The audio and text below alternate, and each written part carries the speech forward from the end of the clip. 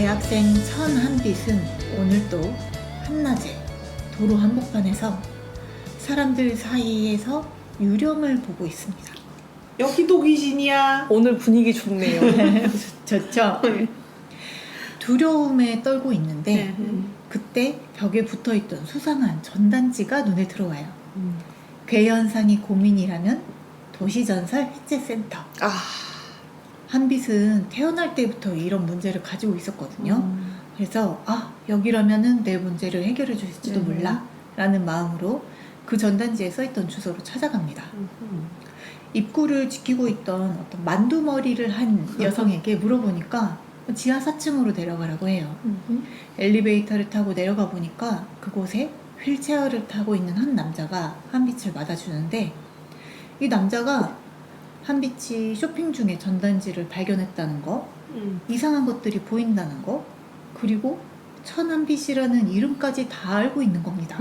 사기꾼이다. 깜짝 놀라는 한빛에게 남자가 자신을 이 도시전설 해체센터의 센터장인 빈차하라고 소개하고, 빈차하? 네, 자기에게는 천리안의 능력이 있어서 모든 걸 알고 있다고 합니다. 사기꾼이다. 사이비.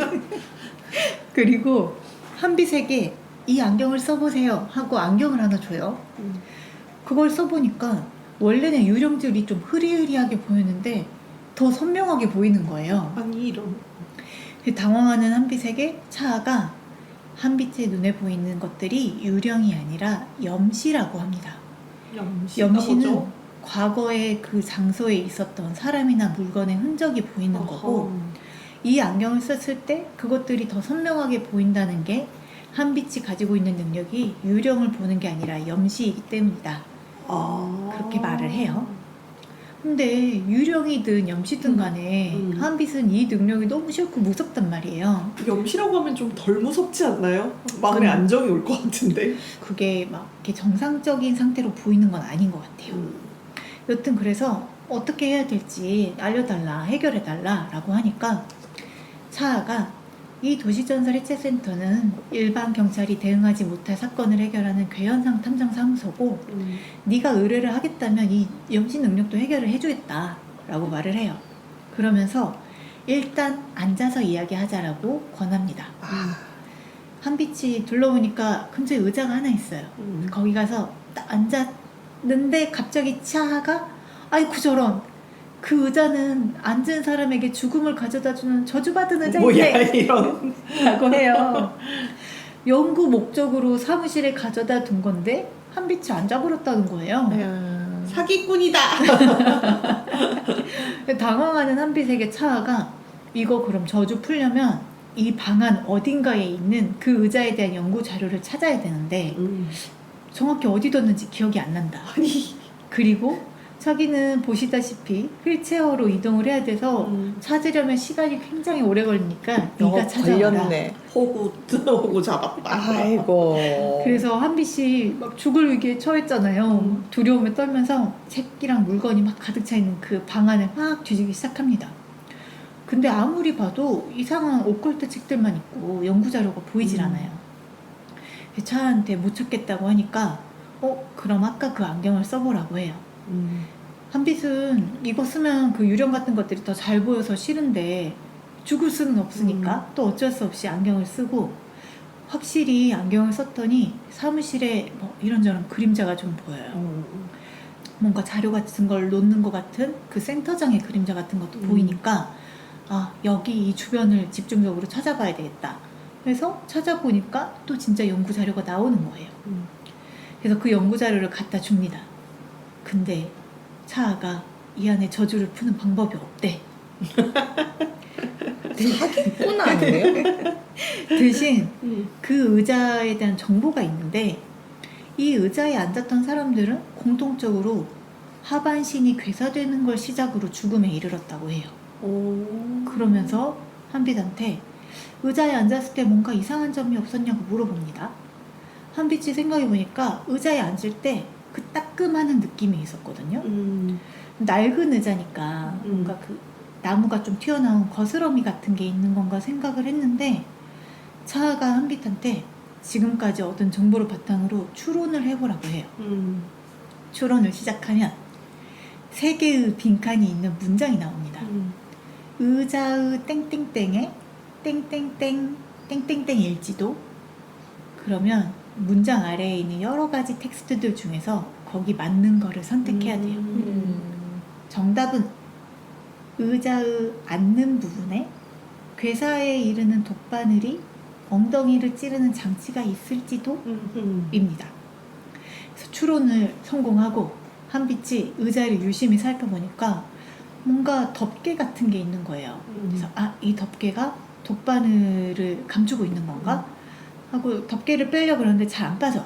그래서 막 잡아당기다가 그만 의자가 뽀사지고 맙니다. 한빛이 막 멘붕이 와가지고 있는데 차하가 그 의자는 독바늘이 있는 의자지만 오래되어서 독이 남아있지 않다. 그러니까 너는 죽지 않는다고 해요. 근데 한빛은 아니 그럼 처음부터 다 알고 있으면서 그랬던 거냐고 막 화를 내야 되는데 화를 낼 틈도 없이 차하가 의자를 뽀셨으니 변상을 하라고 합니다. 연구용으로 빌린 거라서 꼭 수리를 해야 하고 수리비는 1억이라고 합니다. 말도 안 돼. 약을 파는 방법이 있지요. 병을 먼저 팔라고 그러죠. 이 사람들 나쁜 사람이네. 정확합니다. 근데 여대생인 한빛이 1억이 어디 있겠어요.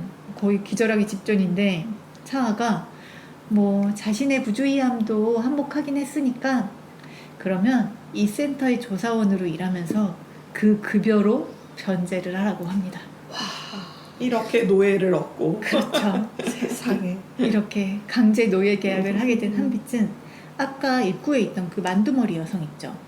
센터의 다른 직원인데 이름은 제스민이에요. 왜 제스민이냐? 이름이 지수민이라서 제스민이라고 부르고요. 이제부터 이 제스민과 함께 자신의 염시 능력을 바탕으로 차아가 받아오는 의뢰건들을 하나씩 조사하기 시작합니다. 오늘 가져온 건 도시전설 해체센터라는 제목의 게임입니다. 혹시 들어보셨나요? 전혀. 왠지 양치님이 서바이벌이 부족해서 수혈을 했다 그러면 이분은 괴담이 부족해서 수혈을 해가지고 오셨네요. 정확합니다. 2025년 2월에 발매된 일본 게임사 하카바 분코에서 만든 인디게임이고 네. 이름이 한국 이름이잖아요. 그러네요. 그래서 저는 이거 일본 게임으로 알고 있었는데 이게 무슨 일이지? 하고 검색을 해볼 정도로 현지화가 아주 공들여서 되어 있는 게임입니다. 다 현지화가 되게 잘 되어 있는데 그래픽은 못 바꾸니까 배경 같은 건 조금 일본어 같은 게 나와서 약간의 이질감이 있는데 그래도 되게 잘 되어 있어요. 이름을 바꿀 필요가 있었나요 혹시? 스토리상? 괴담 도시전설이 주가 되는 거잖아요. 네. 여기서 도시괴담이나 그런 걸 꼽을 때도 좀 지역을 안 타는 걸 골랐대요. 그래서 게임을 플레이하는 사람이 몰입할 수 있는 환경을 만들어주기 위해서 좀 그렇게 한 것 같습니다. 그렇군요. 시부야에서 일어난 괴담보다는 인천에서 일어난 괴담이 훨씬 더 무서우니까. 그쵸. 그래서 게임 장르는 굳이 뭐 따지자면 미스테리 어드벤처 정도이고 네. 게임 방식이 역전재판이랑 좀 비슷한 게 있어요. 처음에 의뢰가 들어오면 한빛이랑 제스민이 같이 사건 현장으로 이동을 해요. 근데 제스민이 운전을 하고 한빛이 조수석에 앉아 있는데 둘이 그 의뢰건에 대해서 SNS로 조사를 먼저 합니다. 도시 전설이라는 게 원래 사람의 입에서 입으로 전파되는 거잖아요. 근데 지금 시대의 괴담은 당연히 SNS가 좀 주도를 하겠죠. 그래서 SNS 안에서 여론을 확인하다가 관련된 다른 검색어들을 특정해서 또 새로운 글들을 검색해서 보고 이렇게 타고 가면서 그 웹상에서 퍼진 소문이 어디서 시작돼서 어떻게 흘러갔는지 알아내는 식으로 1차 조사를 해요. 그러면 이제 이 초기 조사를 통해서 지금 맡으려는 사건이 어떤 도시전설에 속하는 케이스인지 괴담을 특정하고요. 그러고 나서 이제 본격적인 조사가 더 시작이 됩니다. 사건 현장으로 가면 그때 이제 한빛의 염시 능력이 좀 빛을 발하기 시작하는데요. 사람들이 여러 가지 증언을 해요. 근데 그 말을 다 믿을 수는 없고 또 빠뜨리는 것들도 있을 거잖아요. 근데 이제 막 조사를 하다가 뭐가 잘 안 나와. 근데 이때 안경을 쓰면은 염시 능력으로 이 장소에서 전에 어떤 일이 일어났는지를 좀 알 수가 있으니까, 그리고 아까 그 튜토리얼 같은 데서 했던 것처럼 어디를 조사해야 되는지를 더 정확하게 알잖아요. 그래서 이제 돌아다니면서 그 염시 능력으로 사건과 관련된 단서들을 찾아냅니다. 이렇게 둘이 열심히 조사해서 단서들을 좀 충분히 모았다 싶으면 그때 이제 센터장에게 전화가 와요. 몹시 신기하게도 보고를 하지 않았는데도 한빛이 알아낸 대부분의 정보를 빈자가 알고 있습니다. 천리안 왜 본인 피셜로는 뭐 천리안 덕분이라고 뭐지? 하고요. 몸의 웹캠. 지켜보고 있다. 네. 그리고 이제 이 조사의 클라이막스인 도시전설 해체가 시작됩니다. 센터의 이름이 도시전설 해체 센터잖아요. 이 도시전설의 실체가 무엇인지 센터장이 지금까지 모은 단서들을 바탕으로 이러해서 이렇게 된 거다라고 정확하게 밝혀내는 되게 이제 화려한 해체쇼를 한바탕 하고 그때 이제 사건의 진상이 밝혀지면서 마무리되는 식으로 하나의 에피소드가 진행됩니다. 그 도시괴담이 사실은 이런 일이 있었기 때문에 와전된 것이다 이런 식으로 해체가 되나요? 와전이라기보다는 이런 소문이 이렇게 시작이 된 거고 실체는 이런 거다. 사실은 그러니까 괴담을 좋아하는 사람들에게는 좀 별로인 괴담 보존론자들이 생각할 괴담 때는 지켜달라. 실제를 밝히지 말아달라. 처음에는 자꾸 해체해서 아니 그래도 실제로 괴담이 뭐 한두 개는 나와야 되지 않나라고 생각을 했는데 죄다 해체해가지고 죄다 해체인가요? 조금 속이 상했다. 실제 괴담은 하나도 없었어요. 여기서 알 수 있는 사실은 약홍은 제광국보다는 백일몽타이다. 괴담을 그러네. 보존해야 한다. 그 종결하지 마시라고요. 게임을 시작할 때 인트로에서 도시전설이란 현대사회에서 구전으로 퍼져나가는 괴소문을 가리킨다. 심령현상, 미확인 생물체, 외계인, 초자연현상, 미해결 사건, 음모론. 대부분은 전달되는 과정에서 부풀려진 근거 없는 소문이며 뿌리를 파보면 시시껄렁한 잡담에 불과한 경우가 허다하다. 하지만 정말로 그럴까? 이렇게 말하면서 시작하거든요. 정말로 그럴까? 정말로 그랬으면 좋겠어. 그러면 좋은데. 궤도님이 좋아하실 것 같은. 맞아요. 네, 한빛이 이 게임에서 총 5개의 도시 전설을 조사하게 되거든요. 그 중에 3개만 간단하게 좀 소개를 드리자면 이제 두 번째로 맡게 됐던 사건이 블러드 메리라는 도시 전설과 관련된 건데 여러분 아시죠? 네. 한밤중에 맞아요. 거울 앞에서 블러디 메리라고 3번 말하면 블러디 메리가 나타나서 죽이기도 하고 또 어떤 버전에서는 뭐 미래에 대해서 알려준다 뭐 이런 것도 있는데 거의 전 세계에 퍼져 있는 되게 흔한 괴담인 것 같고 저 어렸을 때는 캔디맨이라는 거 있었어요. 맞아요. 네. 그래서 거울 앞에서 캔디맨을 5번 말하면 캔디맨이 나타나서 죽인다 이 이야기고 영화로도 있죠. 맞아요. 이번 일의 의뢰인은 괴담, 호러를 전문으로 하는 스트리머 송이수인데 스트리밍 중에 이 블러디 메리를 불러오는 의식을 하던 도중에 실제로 거울 속에 귀신이 나타난 거예요. 근데 이 송이수가 구독자 수가 80만이나 되는 꽤 인기 있는 스트리머거든요. 근데 이게 방송 중에 일어났으니까 정말 많은 사람이 봤고 뭐 당연히 방송본도 있고 캡처도 해서 막 짤도 돌아다니고 하는 거예요. 엄청나게 화제가 됐겠죠. 송이수가 또 이 의식을 한 곳이 살인사건이 일어났던 그런 집이에요. 그 일본에서는 그런 집을 뭐 사고매물 뭐 이런 식으로 부르는 것 같던데 여기가 어떤 여자가 남자를 칼로 찔러서 죽이고 본인도 자살을 했던 그런 집이거든요. 근데 딱 여자 귀신이 거울 속에서 나왔기 때문에 그럼 그 살인하고 자살한 여자가 귀신이 되어서 여기 있다.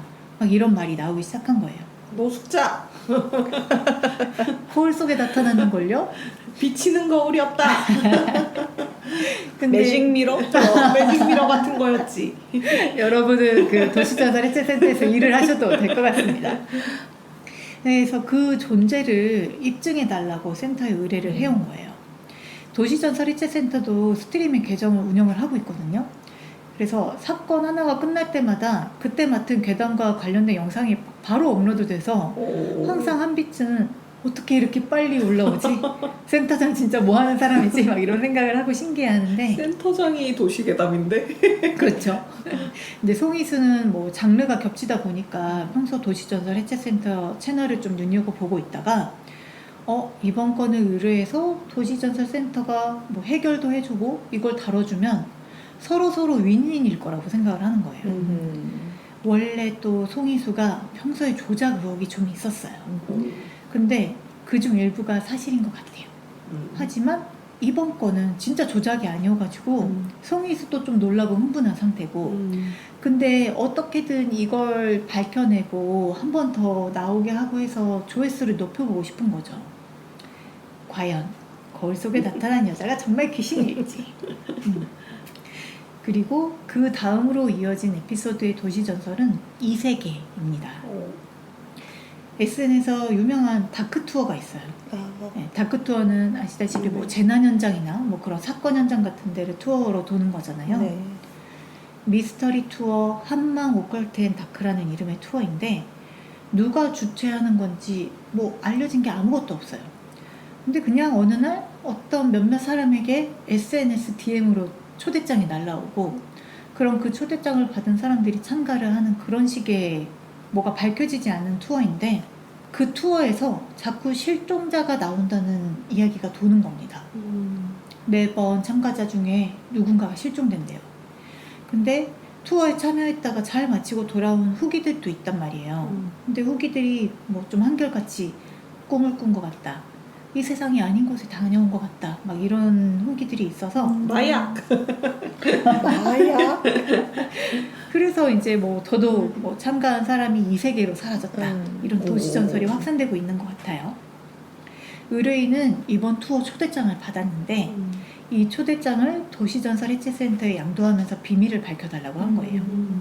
그래서 한빛이 대신 투어에 참가를 하게 되고요.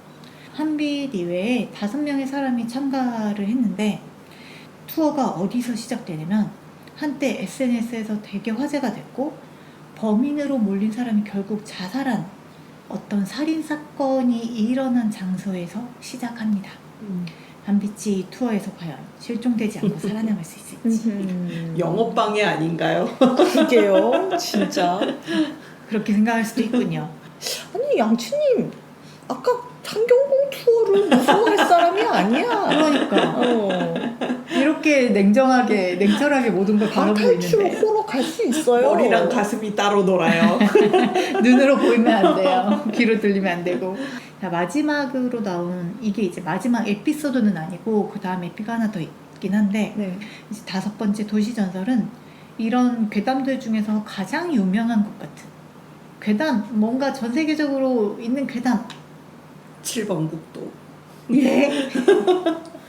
8번 출구도 아니고 전 세계적으로? 굉장히 유명한 괴담. 힌트. 영화로도 있다. 뭘까? 영화 많잖아요. 좀 많아. 뭘까요? 도플갱어. 한 유명 IT 회사의 대표인 유현우가 네. 도시전설 해체센터에 도난 사건을 의뢰해요. 도난 사건이면 당연히 경찰로 가야지 그렇죠. 않겠습니까? 네네. 근데 이 대표가 뭔가 좀 숨기고 싶은 게 있나 봐. 그래서 경찰한테 맡기지 않고 도시전설 센터에 일을 맡겨요. 근데 또 도시전설 해체센터로 온 이유도 알 것 같긴 해. 좀 이상한 부분이 있는데 설명을 드리자면 이제 도난 사건이 대표의 사무실에서 일어났어요. 사무실 책상 서랍에 있던 뭔가가 사라졌는데 그 당시에 사무실에 있던 비서의 증언에 따르면 외출했던 대표가 사무실로 돌아와서 서로 이렇게 가볍게 목인사를 했고 근데 대표가 책상 서랍을 막 열어서 어떤 빨간색 물건을 가지고 나갔다고 해요. 근데 다음날 대표가 와서 보니까 물건이 없어져서 물어본 거지. 어제 대표님이 가져가셨다고 하니까 근데 그때 대표는 사무실에 온 적이 없어요.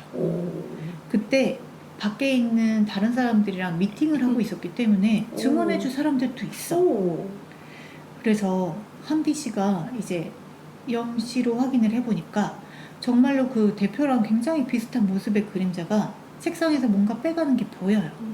하지만 유현우는 분명히 알리바이가 있단 말이에요.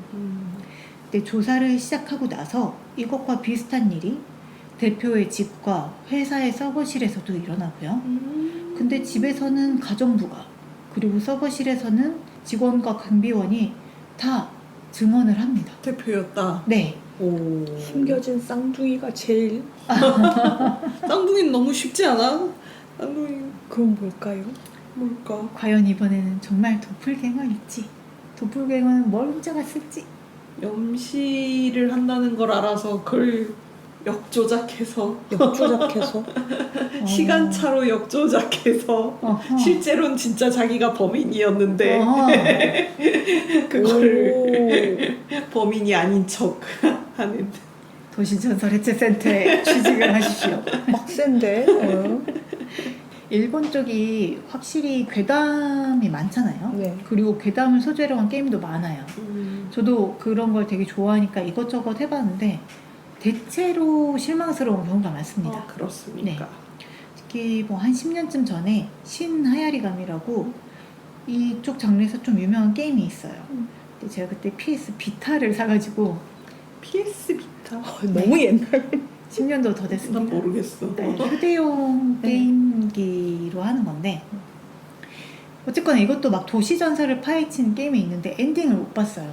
중간에 너무 재미없어서 하차해가지고. 사건은 되게 자극적이에요. 막 사람 죽고 막 난리가 나는데 이 경찰들이거든요. 막 주인공 무리가. 근데 거기 접근하는 방식이 너무 납득이 가지 않고 등장 인물들도 완전 무매력이어가지고 진짜 초반에 조금하고 손에서 났거든요. 그리고 또 약간 역전재판 스타일 같다고 했는데 제가 그쪽 스타일도 안 좋아하잖아요. 맞아. 그래서 이 도시전설 해체센터도 전부터 호평을 많이 봐가지고 오랫동안 찐 목록에 있긴 했는데 이런 것들이 마음에 걸려서 선뜻 하지 못하다가 어느 세일날 세일날 구매를 지르고 하게 말았다. 되고 그래. 또 지르긴 지르세요 또 항상. 그 원래 책도 사놓은 책 중에서 본다고 했잖아요. 게임도 그런 겁니다. 세일 맞아, 30% 50% 하는데 어떻게 안 사? 그래 사놓으면 결국 하게 된다고. 그래서 처음에는 되게 좀 경계하는 마음으로 했는데 어느새 빠져들어가지고 되게 재밌게 했어요. 그 사건 자체가 너무 그 막 과하게 불쾌하거나 자극적이지가 않아요. 그리고 거기 접근하면서 사실을 밝혀내는 과정이 납득할 만합니다. 그게 이제 저 같은 ST 유형이 계속 플레이하게 된 큰 요인인 것 같고, 그리고 SNS가 굉장히 중요하게 다루어지잖아요. 이 제작진은 SNS가 그냥 소문이 퍼져 나가는 경로라기보다는 악의적인 사람들이 있는 부분에 좀 초점을 많이 둔 것 같아요. 도시전설의 근원지지만 마녀사냥의 근원지이기도 하잖아요. 그 검증되지 않은 소문이 막 부풀려져서 사실인 것처럼 되기도 하고 쉽게 누군가를 매도하게 되고 개인의 신상이나 민감한 정보가 검열 없이 노출되고 그런 곳인데 그런 면면이 게임에서 되게 잘 드러납니다. 그리고 크게 화제되는 이야기가 있으면 너도 나도 말을 얹으면서 막 쏠리는 여론도 있고 막 과격한 반대나 찬성 여론도 있고 물타기 하는 발언도 있고 막 그런데 이런 것들이 막 섞여 있는 그게 되게 잘 만들어져 있어요. 아까 현지화 잘 됐다는 이야기를 했는데 이 단순히 이름만 현지화된 게 아니라 이 SNS의 말투 막 이런 것들 있죠. 그런 것도 잘 돼 있어가지고 이게 몰입하는 데 상당히 영향을 미칩니다. 트위터 챈가요? 약간 그런 느낌이 있어요. 주인공이 이 한빛이 너무 막 순수하고 겁이 많고 정의로운 캐릭터 타입이에요. 그리고 옷도 너무 샤랄라한 그런 공주님 같은 옷을 입고 있거든요. 레이스 달리. 그래서 처음에 좀 스테레오 타입이다 막 이렇게 생각했는데 뒤로 갈수록 되게 매력이 있고요. 또 제스민도 처음에는 되게 거리를 둬요. 막 한빛이 뭐 사건 이야기하고 그러면 그건 너가 조사할 일이지 나는 그냥 운전만 하는 거야 하면서 엄청 거리 두고 하는데 이제 둘이 가까워지면서 나중에는 굉장히 제스민도 적극적으로 같이 일을 하게 되고요. 제스민은 다른 능력 없나요? 제스민은 출처를 알 수 없는 뭔가 정보를 되게 잘 가져와서 최수빈의 정보망은 무엇인가?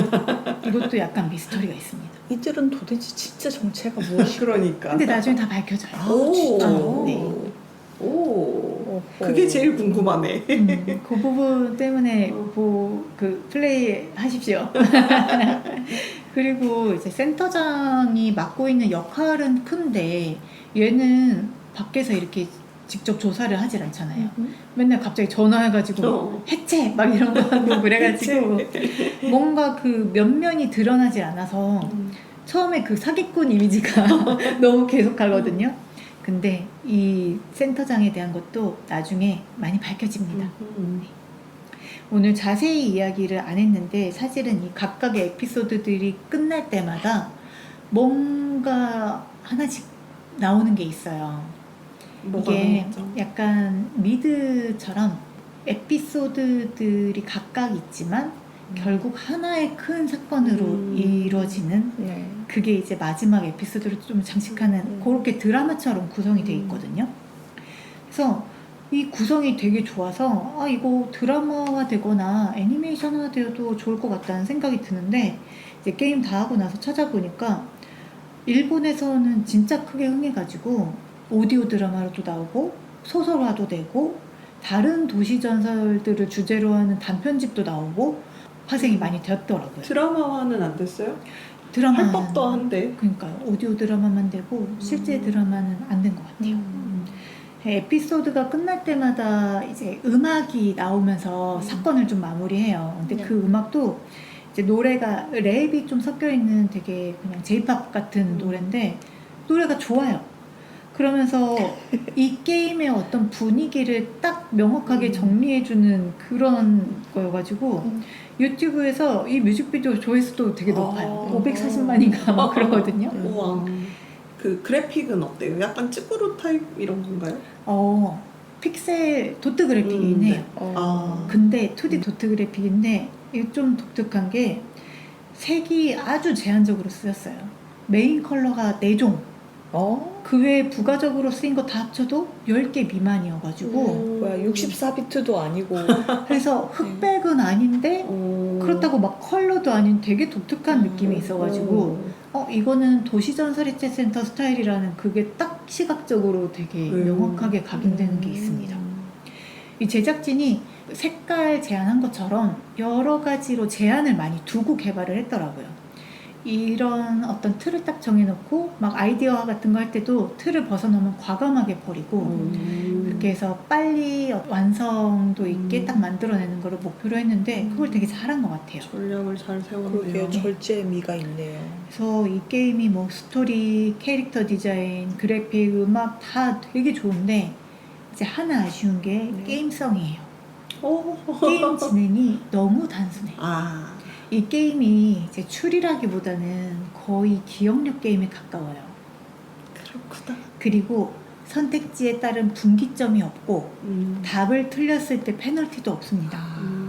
근데 저는 하면서 이걸 느끼기는 하는데 이제 후반부로 갈수록 이걸 문제 삼지 않게 된 게 결국에는 이런 장치들 때문에 몰입을 하게 되는 거예요. 스토리 자체에. 방해 요소가 없으니까 쭉쭉 진행을 하게 되고 제가 그런 어떤 추리물을 할 때 이거는 추리를 하기 위해서 억지스러운 설정을 했다 이렇게 느끼는 것들이 되게 많거든요. 근데 그런 억지스러운 게 없어요. 그래서 되게 자연스럽게 스토리에 몰입을 하게 되고 개발진이 이 게임이 기본적으로 미스테리잖아요. 그래서 시작한 플레이어가 꼭 엔딩을 보기를 바랬다고 해요. 그래서 이런 게임에 익숙하거나 뭔가 그 텍스트를 막 많이 읽고 하는데 익숙하지 않은 사람들도 계속 플레이할 수 있고 그래서 엔딩에 도달할 수 있게 하는 게 목표였다고 하고 그 목표대로라면은 굉장히 성공을 한 게 아닌가 생각을 합니다. 그럼 키워드를 끼워 맞출 때 페널티가 없으면 맞출 때까지 그냥 임의로 막 넣어도 맞아요. 되는 거예요? 그렇게 해도 되고 또 오답을 넣었을 때만 나오는 어떤 약간 만담 같은 대화가 있기 때문에 그 오답을 넣는 것도 막 그렇게 불쾌한 경험이 아니기도 합니다. 비슷한 게임들로 제가 예전에 오브라딘 아하, 네, 이야기도 네. 했었고, 그리고 이런 류의 게임 중에 사람들한테 되게 호평받는 그 황금우상 사건 뭐 어쩌고 하는 게임 있어요. 뭔지 저 그거 들어봤어요. 조금 했어요. 했어요. 네. 그것도 빈칸 채워 맞추기잖아요. 이제 그거는 그래도 기억력이라기보다는 좀 더 막 추리를 많이 해야 되긴 하는데, 그런 게임도 살짝 섞여 있는 느낌으로 생각을 하셔도 됩니다. 그게 넷플릭스랑 연동된 게임이어가지고 네. 아, 넷플릭스에서 그래요? 하셨어요? 넷플릭스 계정 있으면 무료로 음. 초반을 할 수 있을걸요? 저는 엑박 게임 패스에 있어가지고 되게 재밌게 했었고, 네. 그게 2편이 또 최근에 나왔어가지고 그것도 나름 호평이 있더라고요. 그래서 괴담이 막 여러 개 등장하잖아요. 네. 물론 좀 괴담의 진실이 밝혀진다는 면에서 미스테리함은 없다는 단점이 있기는 하지만, 그 괴담을 적당히 즐기면서 또 이 커다란 약간 사회 문제를 다루는 것 같은 어떤 큰 사건이 있기는 하거든요. 그리고 그게 밝혀지면서 아까 말씀드린 그 센터장의 비밀이라던가 또 한빛의 비밀, 또 제스민의 어떤 역할, 이런 것들이 다 드러나요. 물론 이게 이제 게임인데도 불구하고 이 마지막 비밀들이 너무 컷신으로 진행된다는 면에서 좀 불만을 가지고 있는 분들도 있었지만, 저는 그게 그냥 엔딩이라고 생각을 했고요. 그래서 이 게임은 정말 어려움 없이 뭔가 쭉쭉 진행하는 스토리가 좋은 걸 즐기고 싶다, 이럴 때 해보시는 거를 정말 강하게 추천드립니다.